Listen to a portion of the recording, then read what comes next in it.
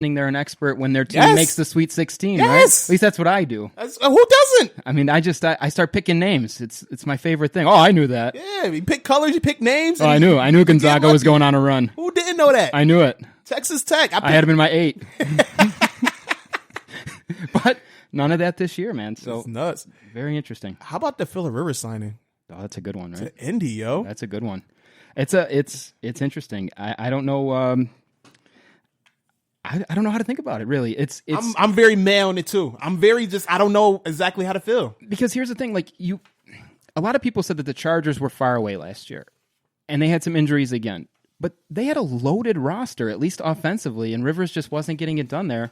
I say that as a big Phillip Rivers fan. I've always liked him. I've always liked that story of the guy who's put up numbers and he's played well, but never won the big game. You know, as a Dan Marino fan, that's kind of my thing, right? Man. Dan the man. But Phillip Rivers never got it done for the Chargers. On paper, it looked like maybe they were a player away from being a contender, and they were terrible last year. He's stepping into another team here where they're poised to make a run. They were already good last year, even with Jacoby Brissett and his, I'll say, limited skill set. I like Jacoby Brissett, but limited skill set. I don't think anyone would say he's a top tier quarterback. I think we'd be fooling ourselves if we said that. Yeah, he's your backup. You want him as a backup, pretty much. He right. can come in for a couple of games, hold it down, but he's not a starter. He's a top 3 backup quarterback. Yes, but if that's your starter, you've got some reservations about where your franchise is going, right? Yeah, you're probably going to be picking in the top 15, like the Colts were. Exactly. So you go and you get Rivers, and I don't know that he's the piece. I suppose he's about as good as it gets out there. Some would argue maybe like a Bridgewater or something like that, but I don't know that he's the missing piece that they need, and I'm going to be very interested to see if he's got some throws left in that old arm of his. The Los Angeles Chargers, their offensive line was terrible last year. I did not realize how bad their offensive line was. And to me, that kind of gives Rivers a break. I'm kind of giving them a break for 2019 just because how horrific that offensive line was. Now, he had the weapons. He had a great receiving core, or a decent receiving core. Eckler, he shined last year, very good option out of the backfield. Sort of played that like Darren Sproles role there. Then he had more receiving yards than he had rushing yards there. So, I mean, they paid him. The defense was pretty decent as well, but that offensive line, right, Rivers was getting killed. And last year we had 23 touchdowns, 20 interceptions. So he a lot of that shit was on him too, So it's kind of interesting to see the situation when he steps into Indy, because they have the complete opposite in terms of offensive line play than what Los Angeles had last year. Their offensive line is one of the top 3 units in the league. And on top of that, they was able to resign their tackle in Costanzo. So, I mean, he got T.Y. Hilton there still. We'll see what they do at tight end. They got the kid Doyle. I actually really like Mack too. Yeah, Marlon Mack's a solid running back. He's underrated. You watch him play. I like him. I like him a lot. He passes that eye test, man. He's a special player. He's really good. He stood out for me 2 years ago when it was in the playoffs, like when he destroyed Houston at that first round. He's got another gear, and he can catch. He can kind of do it all. He's like a poor man's Marshall Falk almost. He doesn't maybe have that skill set, so obviously I'm putting him in that category. Poor man's sounds crazy. But hints on poor man. Heavily leaning on poor man's version, but he can do it all there. He's a really versatile 3-down, excellent back. If they can mess around in Indy, maybe provide him with another receiver or tight end weapon. They're also improving the defense. Obviously, they added DeForest Buckner, the trade with the 49ers. So we'll see what they do in the draft, and then possibly the second portion of free agency, that second wave. But Indy could be one of those teams where Rivers was the missing key, and maybe they can win that division. At this point, they're probably favorites in the division, now with the stupid ass move Houston made. We're going to talk about later. But we'll see, man. We'll see if Rivers still got it. It's 1 year, $25 million, so it's a no risk, high reward type of deal there for you. You can go and draft a quarterback, one of these, if they can get the kid Eason or Jake Fromm in the second or third round and develop them behind Rivers. So, and he kind of brings the same thing that Brady brings to the Buccaneers, that veteran leadership that knows the game, has been in here since 2004, 2005, and been there, seen it, done that, can teach these kids how to prepare and makes everybody else better potentially. So we'll see. There's one other interesting fact about Rivers too, is that when he's been placed into a new system, for whatever the reason, just the type of guy he is or otherwise, when he's placed into a brand new offensive system, whenever he's moved from either head coach to a new, or from head coach to head coach, or from offensive coordinator to a new offensive coordinator, he has largely been very successful in those situations. So he might be somebody that thrives under change and in new directions and things like that. So it's interesting to see how he is going to fit in with the Colts. And he's been with Frank Wright before. He knows that system. Okay, so he was a coordinator in Los Angeles, right? This is not a brand new system for us, so he understands it. So he fits right in. Like this is almost a perfect marriage. We just have to see how the production happens on the field when games if games start to happen. So we talked about Philip Rivers coming from the Chargers. Just on a side note there, did we see what their plan is for this year? Tyrod, baby. Oh my God, he's back as a starter. The Taylor Show is back in L.A. You gotta love it.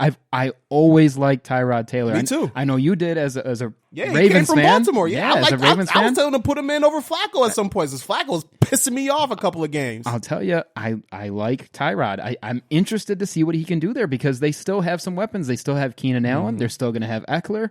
I'm excited. I'm excited to let Tyrod have one more run at it. Yeah, man. I don't know if that's just living in Buffalo and watching him take the team to the playoffs for the first time since the and not getting a fair shake in Buffalo felt like. Yeah, he took the team to the playoffs and his reward was to get traded. To be shipped out of town as a backup. Right. So I was like, man. So you be seeing what he can do when you actually develop a system around him. And he took a team to the playoffs and almost won a playoff game for Buffalo. Now he gets a chance to go be the starting quarterback with the Chargers. And they, like you said, they have some decent weapons. And it looks like they're actually improving their offensive line as well. Like they made the trade for Trey Turner from Carolina. They signed Bulaga to play right tackle for them. So they knew their weakness last year. They're improving that. I thought when they were doing those types of moves, I thought they were gearing up for a run at Brady. That's why in my predictions podcast that we talked about, I really thought that they were signaling to Brady, look, we're fixing our problems. We've got weapons here for you in the mold that you need, by the way. It's fascinating to me. They franchise Hunter Henry. Right. So Hunter Henry coming back. Great tight end. Keenan Allen, one of the best route runners and slant, it's dismissive to call him a slot type receiver, but he can run slants and, post patterns better than anybody. He's got great hands. I figured this is a team that dump off to Eckler, dump off to Melvin Gordon had he resigned. It's literally designed for Brady. Retooling their offensive line for protection. I thought they are signaling, hey, Tom, come here, LA, let's go. And it just never came to be. I was shocked. That's why I was really leaning towards the Chargers as a potential landing spot for him. But I'm happy. I'm very happy to see Tyrod get another run.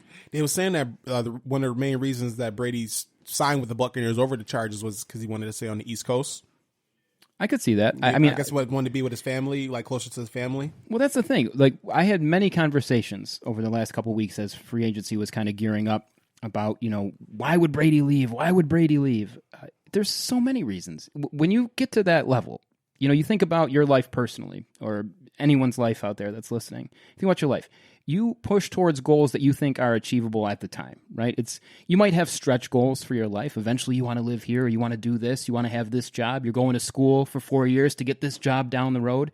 Everybody makes stretch goals. But when you get to this point, you're 43 years old. You've accomplished everything that there is to accomplish. So I'm thinking to myself, what does this guy want, right? And to me, it's, okay, I've won 6 championships with Belichick, okay? And everyone's always asking, well, is it Tom or is it Bill? Is it Bill? Is it Tom? We get to find out. And now I think we're going to know. Yes. And I think that might have been a motivation for him to leave town. A lot of people ask, why would Brady leave? Why would Brady leave? I don't think it's just a lack of weapons. He's had a lack of weapons there his whole career. He's turned people into studs. I just think it's he wants to see and end the drama and the controversy. Is it me or is it Bill? I think he thinks it's him. And when you've accomplished everything else there is, as far as legacy is concerned, this is the last thing that there is. He's already the GOAT. Yeah. But now it's I'm going to be the GOAT without Bill. Mm-hmm. And I think that's why he moves. You can't say shit else if I succeed that's right. here. If he goes and wins with that team, it's over. The conversation's over. They were saying though that Bill Belichick tried to trade Brady in 2017. That the 49ers had called up, and this is before they traded Garoppolo. The 49ers had called up and was looking to trade for Garoppolo, and Belichick instead offered Brady.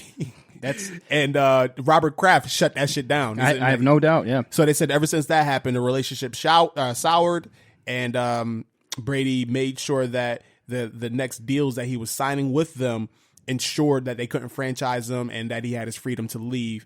After that, he won what another Super Bowl? Was it 2 Super Bowls or 1 Super Bowl? I think 1. Yeah, they lost to the Eagles. They lost to the Eagles and there, then beat and the they Rams. Yep. Yeah, so he went to 2 Super Bowls, won 1, and then got the fuck out of town. I mean, you can say that there's strained relationships. I think the media likes to play that up for a story, yeah. and I have no doubt that their relationship wasn't as good as it was when earlier in their tenure together.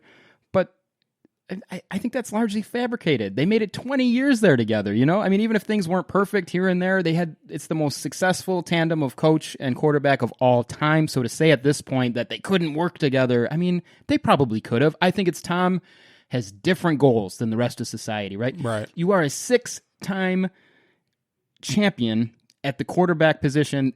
It doesn't get any better. So what do? Now it's legacy stuff. Maybe he wants to make more than his wife, right? Maybe he wants to be the breadwinner, right? I mean, because right now he's not. I mean, these are real things, though, right? I mean, when you get to that level, right, these are the things you're thinking about. So I'm sure moving to staying on the East Coast is important. Making more than his wife is important.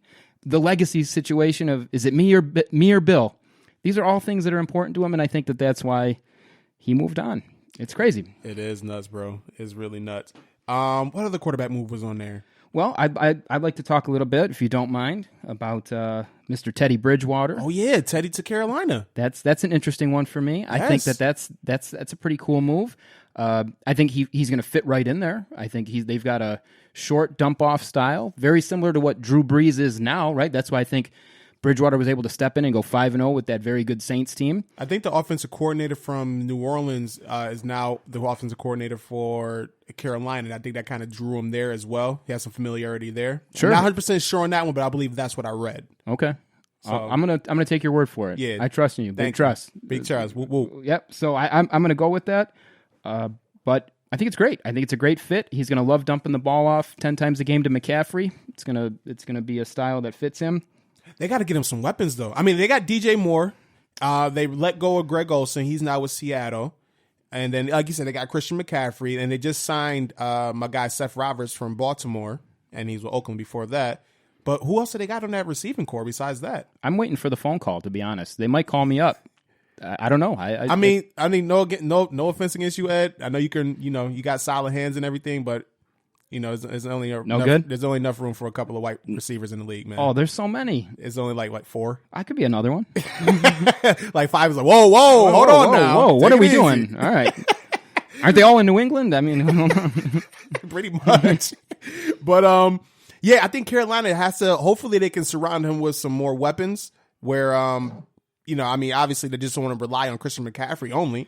I think so. To answer your question, though, I think they do have one other good guy that's worth mentioning there. Curtis Samuel, I think, is still with the Panthers. That's another guy that I put him around the same level as DJ Moore. Those guys are okay. Okay. Again, not world breakers there. I'd put them on the bottom half for sure for receiving core, especially with the loss at tight end that you were talking about. But they've got McCaffrey. McCaffrey, he's a big Band-Aid, right? I mean, he can fix a lot of boo-boos. Yeah, that's the biggest Band-Aid you can find at this point. Yeah, he's awesome. And for a quarterback like Bridgewater, who doesn't have the strongest arm on the planet, having a couple of guys that are capable of running some of the routes over the middle, some of the shorter patterns, and then having McCaffrey to dump the ball off to, I think he's going to be fine there. I think he's going to be great. I don't know that's a playoff team anyway. I don't know that he immediately jumps them up to playoff level, but I think he's a step ahead of with the other Kyle Allen and. Is he better than a healthy Cam? Oh, is he better than a healthy? Because we've seen Bridgewater do it before. We've seen him be the man in Minnesota, get that team to a playoff, had a freak knee injury that took him out, and then be the backup behind Drew Brees after that. Last year, he filled in very admirably in place of Drew Brees while he was out with the thumb injury. Like they went 6-0, 7-0. The Saints did under him, so he's very capable. But now he's the guy again in a new team, new system with much lesser weapons than he had in New Orleans. So my question for that is, can he go in? Is he truly an upgrade over what Cam Newton gave them? A healthy Cam Newton. He's not Cam in his prime, that's for sure. He's not a fully healthy 2015 Cam Newton. He's not, that's for sure. But who is Cam Newton now in 2020?